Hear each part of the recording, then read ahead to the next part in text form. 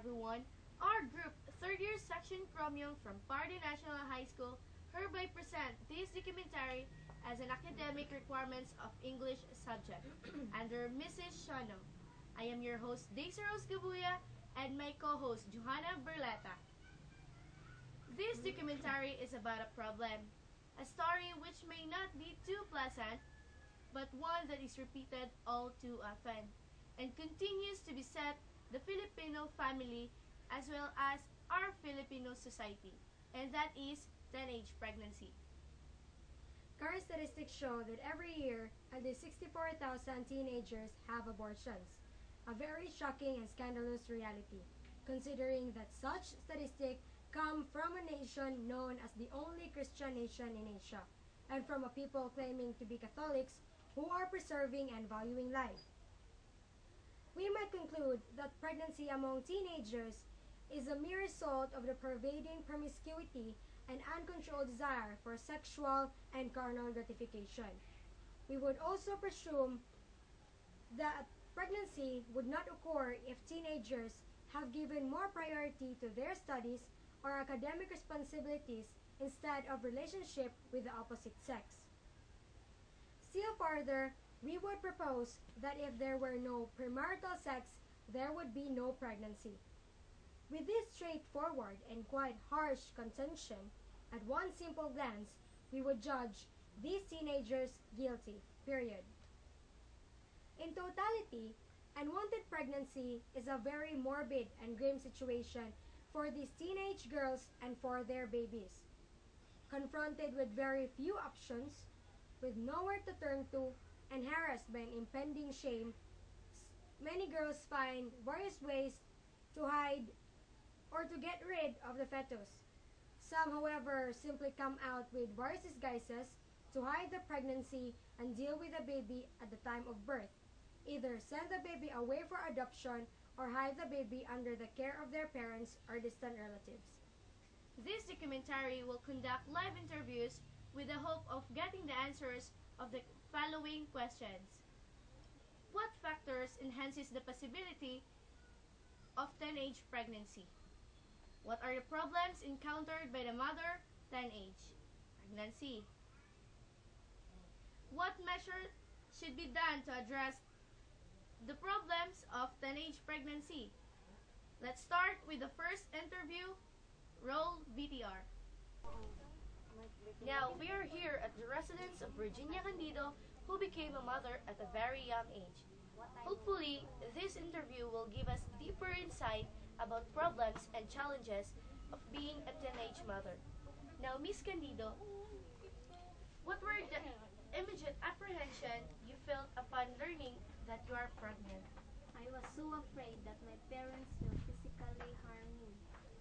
During the period of your pregnancy, 1 to 9 months, what were the prevailing problems that besetted you? I always suffer from stomach pains, no money for hospital bills, can't buy milk for my child. What were the circumstances or factors that led you and your boyfriend end up in pregnancy? Was it accidentally or was it planned? Intentional due to curiosity.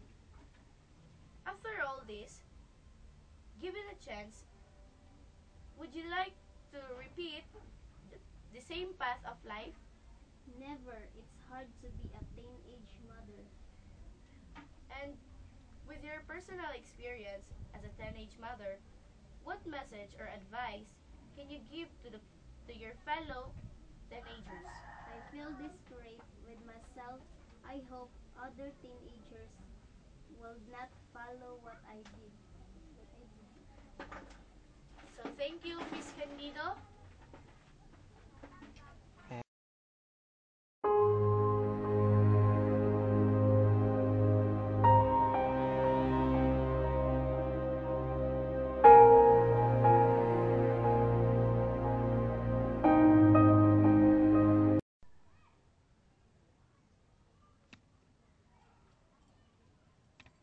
Good afternoon, Father. Good afternoon. Can I ask some question about teenage pregnancy? Okay, so what's the question? So the first question, Father, is what is your personal viewpoint regarding teenage pregnancy?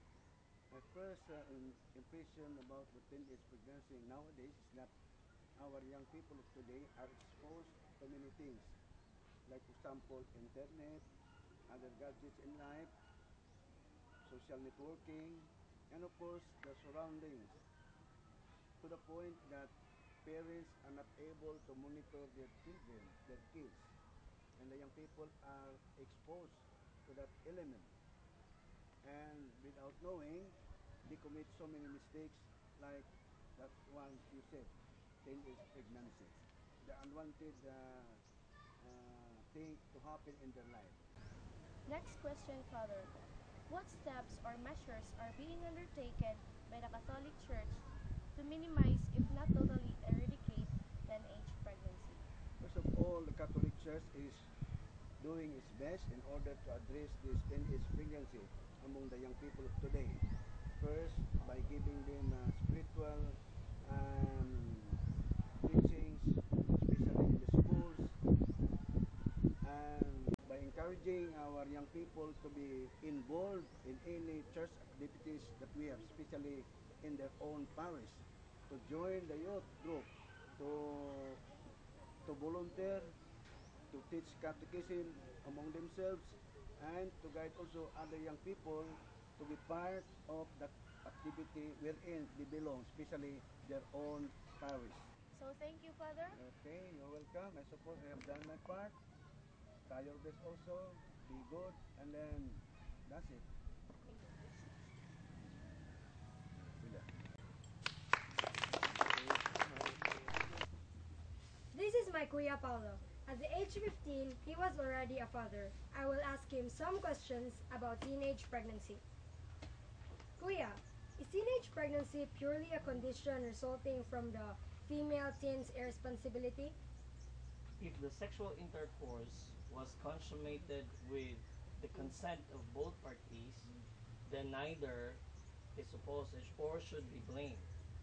As the old saying goes, it takes two to tango. With your experience, what are the biggest problems confronting teenage parents? There are probably a lot of problems, but there are only two major problems, and one would be the psychological aspect, wherein the because both parties are minors, then it's safe to believe that they are immature enough to take their responsibilities and obligations seriously. And the other one would be the financial aspect, wherein because again, as they are both minors, they will be they will have problems in trying to take care of the monetary aspect in terms of taking care of their children. Okay, Kuya, thank you very much for your time. Let us hear from our own classmate, Jennifer Roquero. So, Jennifer, what is your personal sentiment about the issue of teenage pregnancy? Personally, it is a condition that must be fully avoided for the following reasons. First, it could enhance a scandalous perception and criticism against my family. Second, it will subject my personality to possible social discrimination and shame.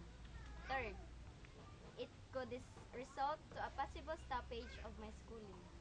Last and the most disastrous, it will enhance the destruction of my personal dreams and ambitions for the future. So, thank you very much for your time. Thank you. Jennifer. You're welcome. This is Mrs. Kimada, and I will ask her some questions regarding teenage pregnancy. Ma'am, in your own personal opinion, why does teenage pregnancy happen? In my own opinion, pregnancy happen because of availability of pornography through our internet, then curiosity and sexual desire, and lack of guidance of our parents. Next is how could academic institutions help in minimizing teenage pregnancy? I think academic institution can help through the implementation of intensive, extensive, and comprehensive curriculum in sex education and moral and spiritual values on our teenagers. So, ma'am, thank you you very much for your time. The three sectors of our society: the family, represented by parents; the academic institution, comprising teachers, professors, and school administrators; the religion sector, especially in the Catholic Church in particular, play a very vital role in the development of values attuned to the Filipinos' culture and tradition as Catholics and Christians.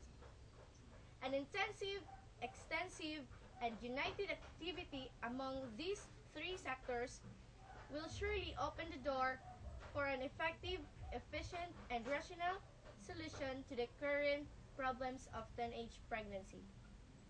Congress approval of the Reproductive Health Bill into law, thereby legalizing the use of contraceptives for birth control, is not and will never be the ultimate solution to teenage pregnancy. On the contrary, it shall intensify the practice of premarital sex, which undermines the moral and spiritual fiber of the Filipino society. The government's move is practically based on political agenda, without due consideration to enhancing or at least maintaining the spiritual and moral values needed for a proper perspective in life.